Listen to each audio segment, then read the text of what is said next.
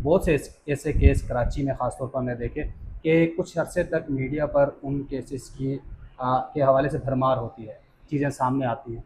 गिरफ्तारी इनकी होती है बेसिकली दिखाने के लिए, ये नहीं बताने के लिए होती कि हमने गिरोह के खिलाफ काम किया है, इसको हम सज़ा दिलाएंगे, नहीं। केस इतना कमज़ोर कर देते हैं, मतलब जब वो पुलिस रिपोर्ट पेश की जाती है कोर्ट्स के अंदर, तो वो इतनी नाक़िस होती हैं या इतनी कमज़ोर होती हैं तो उन मुल्ज़िमान को बआसानी ज़मानतें मिल जाती हैं। कि अरमग़ान के ख़िलाफ़ एक हाइप क्रिएट हुई थी कि भाई ये मनी लॉन्ड्रिंग, को पता नहीं कौन कौन से उसके ऊपर केसेस से मुकाबला भी हुआ, ज़िंदा जला दिया उसने आमिर मुस्तफ़ा को, उस पर इल्ज़ाम आयद किया गया। अब अरमग़ान कहाँ है?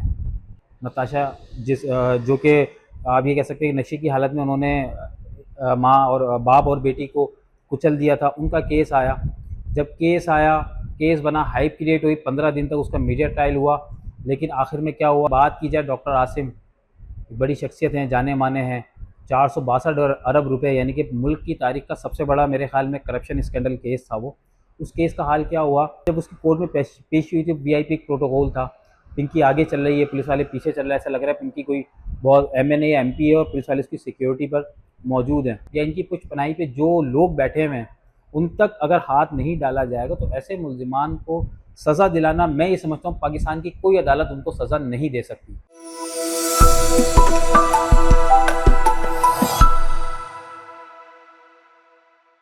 वी न्यूज़ डॉट पी के लिए कराची से मैं हूँ वकास खान। नाजरीन, अक्सर कराची में हम देखते हैं कि बहुत से ऐसे केस आते हैं, जैसे हाल ही में अनमोल उर्फ पिंकी का केस आया।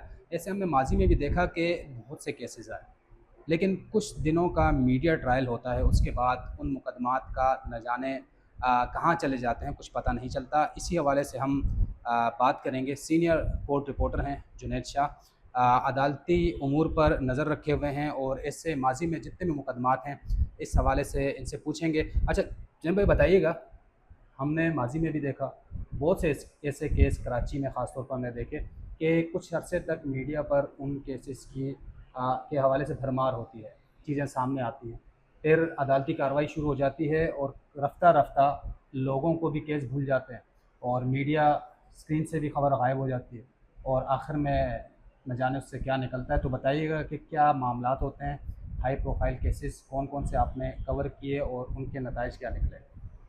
देखिए, आजकल एक हॉट इशू बना हुआ है, अनमोल बलोच उर्फ पिंकी। तो ये कोई पहला केस नहीं है कराची के अंदर। अच्छा, मैं इस केस के हवाले से थोड़ा सा आपको बैकग्राउंड बताता हूँ।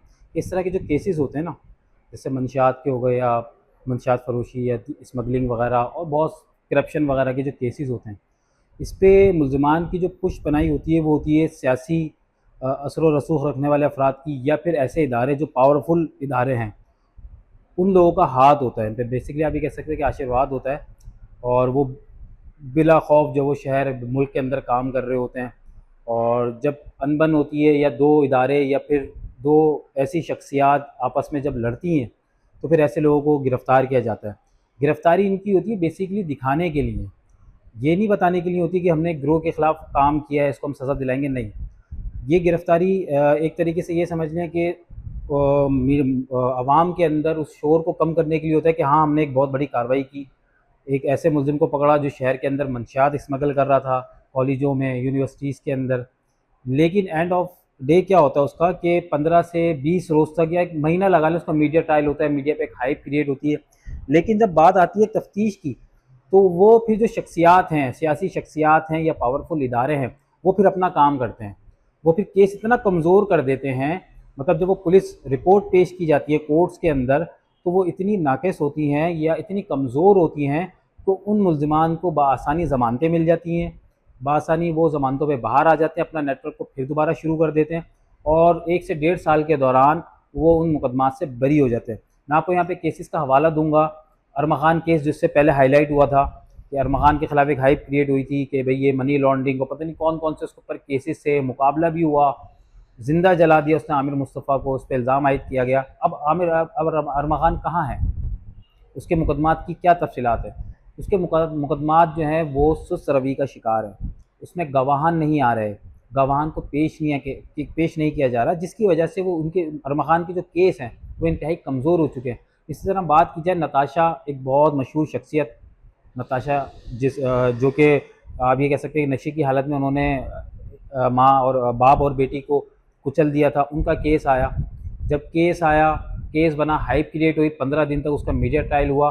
लेकिन आखिर में क्या हुआ, क्योंकि वो एक अमीर घराने की बहू थी, दूसरी बात ये कि उनका जो असर व रसूख था, बैठना उठना था, वो सियासी लोगों में था। उस केस को महीने के अंदर ख़त्म कर दिया गया, वो बाइज़्ज़त बरी हो गई।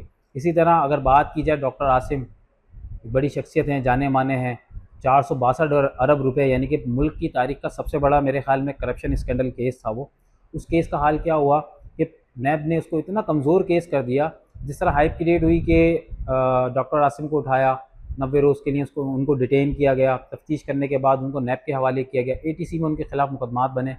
लेकिन हुआ क्या, ज़ाहिर सी बात है, वो पीपल्स पार्टी और जरदारी के बिल्कुल करीबी साथी हैं, दोस्तों में से हैं, तो उन्होंने बिल्कुल अपनी दोस्ती भी निभाई और इस केस को ख़त्म करवाने में उनका बड़ा किरदार रहा है पीपल्स पार्टी का, बिलखुसूस जरदारी का, कि पहले उन्होंने एटीसी का केस उनका ख़त्म करवाया। क्योंकि जब एटीसी में केस आया तो उस केस में हमने देखा कि पुलिस की जानिब से रिपोर्ट्स पेश की गई, तकरीबन एक लंबी फहरिस्त थी गवाहान की, जो उन पे इल्ज़ाम आयद किया गया था कि उन्होंने अपने अस्पताल, जो कि ज़ियाउद्दीन अस्पताल है, वहाँ पे दहशतगर्दों का इलाज कराते थे, एमकेएम वालों का, लियारी गैंग वालों का। लेकिन वो जो एविडेंस थी वो प्रूव नहीं हो सकी कोर्ट के अंदर, क्योंकि वो एविडेंस पुलिस की जानिब से इतनी बोगस तैयार की गई थी कि बासानी उनको बेल मिल गई। बेल के बाद उनका केस ख़त्म हो गया। उसके साथ साथ जिस तरह नैब में केस चल रहा है, तो नैब ने जो तफ्तीश की है, ऐसा लग रहा था कि नैब शायद डॉक्टर आसिम के ख़िलाफ़ और जो दीगर करप्ट अफसरान लोग हैं उनके ख़िलाफ़ शिकंजा है वो मजबूत कर रही है और उनको सज़ा दिलवाएगी। लेकिन कुछ अर्से बाद हमने देखा कि नैब का झुकाव भी जो है वो ऐसे मुल्ज़िमान और ऐसे सियासी असर व रसूख रखने वाले अफराद की तरफ हो गया जो ऐसे मुल्ज़िमान की पुष्पनाही करते हैं। और नैब ने भी बिला आखिर ऐसे लोगों का साथ दिया। जब उन्होंने अपनी रिपोर्ट्स और गवाहान की फहरिस्त पेश की गई, तो उसमें डॉक्टर आसिम के ख़िलाफ़ अब तक कोई ऐसे शवाहिद मौजूद नहीं है कि उनको सज़ा हो सके। ये तो मैं आपको वो केसेस बता रहा हूँ जो बहुत ज़्यादा मीडिया पे हाईलाइट हुए। इस तरह के तो दर्जनों केसेस हैं। उज़ैर बलूच के आप केसेस ले लें, बल्कि अभी हाल ही में जो चंद दिनों से मामला चल रहा है पिंकी शर्मा का, तो मैं आपको ये बताऊँ, पिंकी शर्मा का कोई ये नया केस नहीं है, पहली दफ़ा मंज़र आम पे नहीं आई। पिंकी शर्मा इससे पहले कराची के मुख्तलिफ थानों में गिरफ़्तार हो चुकी है। लेकिन बात यही, जब वो गिरफ़्तार होती थी तो उस पर कोई एफआईआर नहीं बनती थी, बल्कि वो बामुश्किल चंद घंटों में उस थाने से रिहाई उसको मिल जाती थी। वो रिहाई कैसे मिलती थी, ऊपर से किसी का फ़ोन आता था या पैसा खर्च करती थी। पिंकी शर्मा से पहले पिंकी की एक साथी हुआ करती थी बेबो, कराची के अंदर बड़ी मशहूर है, मंशियात स्मगलिंग का उसका एक अपना नेटवर्क है और पिंकी के अंडर में वो काम करती है। बेबो की गिरफ़्तारी हुई, उस पर मुकदमा बना मंशियात का, 69C के तहत उसके ख़िलाफ़ मुकदमा बना था। लेकिन सबसे पहले जब मुकदमा बना तो पुलिस की जानिब से ही उसे जो है वो रिलीफ दिया गया। मतलब पुलिस ने जो अपनी 167 की रिपोर्ट पेश की, उसमें ना ही उनके पास बरामदगी थी कोई, ना ही उनके पास कोई ऐसे शवाहिद थे कि जुडिशल मजिस्ट्रेट जो है वो उनको रिमांड देते। उन्होंने सबसे पहले जेल कस्टडी किया, उसके 2 दिन बाद उनको ज़मानत मिली और ज़मानत मिलने के बाद कुछ अर्से केस चलने के बाद वो केस भी जो है वो मंजराम से गायब हो गया। वो बआसानी अभी भी अपना नेटवर्क जो है वो शहर कराची के अंदर चला रही हैं। और बात की जाए अगर पिंकी की हम मिसाल ले लें, अनमोल उर्फ पिंकी की, तो जब इसका पहला रिमांड पेश हुआ था, मतलब एक ये बहुत बड़ा केस है।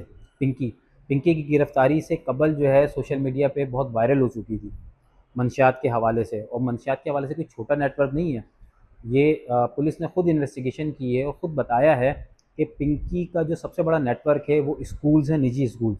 मतलब स्कूल में कितनी उम्र के बच्चे पढ़ते होंगे, 9 उम्र बच्चे होते हैं जहाँ वो पढ़ते हैं। उसके बाद उसका दूसरा निशाना है कॉलेजेस, तीसरा उसका निशाना है यूनिवर्सिटीज़। इसके अंदर एक बहुत बड़ा नेटवर्क मौजूद है अभी भी जो सप्लाई कर रहा है।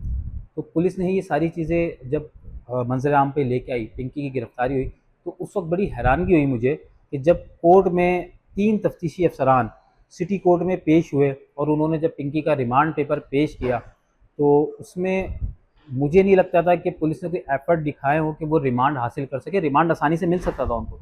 अगर देखें ना, अभी भी रिमांड उसका लिया गया, अगर ये चीज़ें उस वक्त पेश कर दी जाती जो उसकी बरामदगी थी मंशियात की, अगर उसकी तफसीलात पहले रिमांड में दे दी जाती, असले की तफसीलात दे दी जाती और जज को ये बावर कराया जाता कि ये एक बहुत बड़ा नेटवर्क है जो कि नेशनल लेवल पे काम कर रहा है, तो जज मेरा नहीं ख्याल कि पिंकी का रिमांड देने से इनकार करते। लेकिन कोई ऐसे ठोस वजूहात, शवाहिद या आर्गूमेंट्स अफसरान की जानिब से किए ही नहीं गए। मुझे तो ऐसा लग रहा था उनकी बॉडी लैंग्वेज से कि वो पिंकी को जेल कस्टडी ही कराना चाहते हैं, क्योंकि जब उसकी कोर्ट में पेश हुई थी वीआईपी एक प्रोटोकॉल था, पिंकी आगे चल रही है, पुलिस वाले पीछे चल रहा है, ऐसा लग रहा है पिंकी कोई बहुत एमएनए या एमपी है और पुलिस वाले उसकी सिक्योरिटी पर मौजूद हैं। मैं उसके हैंडकफ पे बात नहीं करूँगा, क्योंकि ज़ाहिर सी बात है हमारे कानून में है ख़वातीन के बारे में, बच्चों के बारे में हैंडकफ के हवाले से कि बहुत हाई प्रोफाइल अगर मुलजिम नहीं है तो उसको हैंडकफ ख़वातीन को नहीं लगाया जाता। लेकिन जो प्रोटोकॉल नज़र आ रहा था तो वो ऐसा लग रहा था कि पुलिस को अपने प्रोटोकॉल के अंदर कोड ला रही है। फाजिल जज ने जो है फौरी तौर पर उनको जेल कस्टडी किया। जब मीडिया पे बातें चली, पुलिस के ख़िलाफ़ जो है वो कंपेन चली मीडिया पर कि मीडिया ने इतनी बड़ी मुलजिमा को जो है वो जेल भिजवा दिया, प्रोटोकॉल दिया, तो हमारे जो आला अफसरान हैं उनको होश आया। उन्होंने फिर उन 3 अफसरान को मुअत्तल किया, इंक्वायरी बिठाई। इंक्वायरी बिठाने के बाद आला अफसरान ने ये तय किया कि इसके रिमांड के लिए हम नज़रसानी की दरख्वास्त डिस्ट्रिक्ट एंड सेशन जज में लगाएंगे। जब दूसरी दरख्वास्त लगाई गई तो एक तफसीली दरख्वास्त थी रिमांड पेपर के साथ, उसमें एक दरख्वास्त लगाई गई थी कि ये चीज़ें हमें इसके पास से बरामद हुई हैं, इस पर फॉरेंसिक करानी है, एग्जामिन होगा, सीआरओ कराना है। और इस ग्रुप की, क्योंकि उसमें कॉलेजेस का जिक्र नहीं था, स्कूल का जिक्र नहीं था, उसके बाद उसमें इसका जिक्र किया गया कि स्कूल कॉलेजेस में जो इसका नेटवर्क काम कर रहा है, इसकी निशानदेही पे हमें उसे गिरफ़्तार करना है। तो जज ने भी जो ऑब्ज़र्वेशन थी उस वक्त, तो जज ने भी पुलिस से ही पूछा, अफसरान से ही पूछा, क्या ये चीज़ें उस वक्त मजिस्ट्रेट के सामने रखी गई थी? क्योंकि मजिस्ट्रेट के ऑर्डर में सिर्फ ये लिखा हुआ है जेल कस्टडी, वजूहात मजिस्ट्रेट ने नहीं लिखी कि किस वजह से उसने जेल कस्टडी की है। तो पुलिस अफसरान इसका कोई जवाब नहीं दे पाए। तो जो फाजिल जज थे डिस्ट्रिक्ट एंड सेशन जज, उन्होंने फौरी तौर पे जो है वो पिंकी का 3 रोज़ा जिस्मानी रिमांड दिया, पेशरफ रिपोर्ट तलब की। तो कहने का मकसद ये है, पिंकी जैसे बेशुमार केसेस जो हैं वो कराची की अदालतों में दायर होते रहे हैं और आइंदा भी होते रहेंगे। लेकिन जब तक हमारी प्रोसिक्यूशन, पुलिस और महकमे ईमानदारी से काम नहीं करेंगे इन मुल्ज़िमान के ख़िलाफ़ और इनका जो असर व रसूख है वो ख़त्म नहीं किया जाएगा, या इनकी पुछ पनाही पे जो लोग बैठे हुए हैं उन तक अगर हाथ नहीं डाला जाएगा, तो ऐसे मुल्ज़िमान को सज़ा दिलाना, मैं ये समझता हूँ पाकिस्तान की कोई अदालत उनको सज़ा नहीं दे सकती। ठीक है, बहुत शुक्रिया। ये सूरत हाल है अदालतों की, बहुत से केसेस आए, हम लियारी गैंग वार उठा लें या ऑपरेशन जो 2013 में हुआ था उसके बाद की सूरत हाल का जायज़ा लें, सियासी जो मुकदमात हैं उनका जायज़ा लें, इस तरह के क्राइम जो मुलज़मान हैं उन केसेस को देखें तो बहुत से केसेस आए, लेकिन उनका नतीजा बिलाखिर यही निकलता है कि कम एविडेंस के बायस जो मुकदमात हैं उनको खारिज कर दिया जाता है और साथ ही मुलज़मान जो होते हैं वो बरी हो जाते हैं। अल्लाह हाफ़िज़।